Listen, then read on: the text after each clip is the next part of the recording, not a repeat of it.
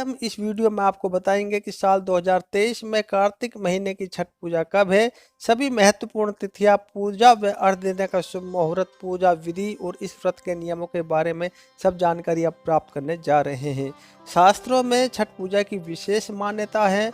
हर वर्ष यह पर्व कार्तिक मास के शुक्ल पक्ष की षष्ठी तिथि को मनाया जाता है। इसे सूर्य षष्ठी के नाम से भी जाना जाता है।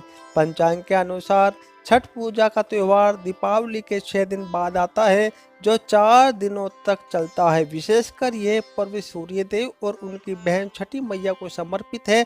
छठ पूजा के दिन सूर्य देव और छठी मैया की पूजा करते हैं, अर्घ देते हैं। जानते हैं साल 2023 में छठ पर्व की तिथि, पूजा व अर्घ देने का शुभ मुहूर्त, विधि और इस व्रत के नियमों के बारे में बात कर लेते हैं। छठ पूजा के शुभ मुहूर्त 2023 में कौन कौन से हैं।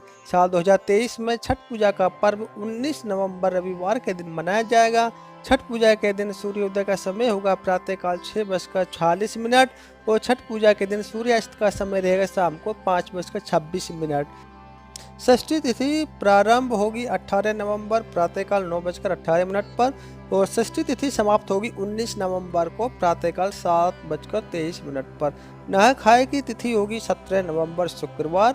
खरना तिथि होगी 18 नवंबर शनिवार। संध्या अर्घ की तिथि है 19 नवंबर रविवार। उगते सूर्य को अर्घ और व्रत का पारण होगा 20 नवंबर 2023 को। जान लेते हैं पहले दिन नहाए खाए के बारे में। छठ पर्व 4 दिनों तक चलता है। इसे 4 दिवसीय उत्सव भी कहा जाता है। इसकी शुरुआत कार्तिक मास के शुक्ल पक्ष की चतुर्थी तिथि से ही प्रारंभ हो जाती है और कार्तिक शुक्ल पक्ष के सप्तमी तिथि तक इसका समापन किया जाता है। तो नहा खाए छठ पूजा का पहला दिन होता है। इस दिन स्नान के बाद घर की साफ सफाई की जाती है, सात्विक भोजन ग्रहण किया जाता है और साल 2023 में यह पर्व 17 नवंबर शुक्रवार के दिन नहा खाए के साथ शुरू होगा। अब हम आपको बताने वाले हैं दूसरे दिन के बारे में, जिसको खरना भी कहते हैं। खरना छठ पूजा का दूसरा महत्वपूर्ण दिन होता है। यह कार्तिक मास के शुक्ल पक्ष की पंचमी तिथि को प्रारंभ होता है और इस दिन से ही निर्जल व्रत की शुरुआत हो जाती है। यानी इस दिन से ही व्रत रखने वाला व्यक्ति अन्न जन ग्रहण नहीं करता है और इस दिन संध्या काल के समय छठी मैया का प्रसाद भी बनाया जाता है। तीसरे महत्वपूर्ण दिन के बारे में बताते हैं, संध्या अर्घ जिसको बोलते हैं। तो छठ पूजा के तीसरे दिन शाम के समय डूबते हुए सूर्य को अर्घ दिया जाता है। अर्घ देने के लिए बांस की टोकरी में फल, ठेकुआ, चावल से बने हुए लड्डू, इन चीजों से एक छाछ या सूप सजाया जाता है और व्रत करने वाला व्यक्ति अपने परिवार के साथ संध्या काल के समय सूर्य भगवान को अर्घ देता है। सूर्य देव को अर्घ और दूध का अर्घ देने के बाद सजाए हुए सूप से छठी मैया की पूजा की जाती है। सूर्य उपासना के बाद छठी मैया के गीत गाए जाते हैं और व्रत और कथा सुनी जाती है।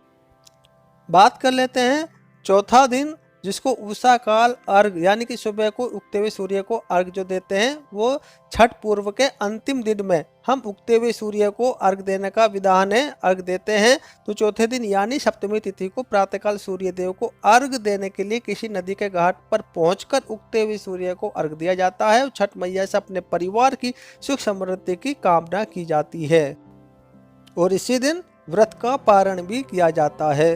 अब जान लेते हैं छठ पूजा के नियम।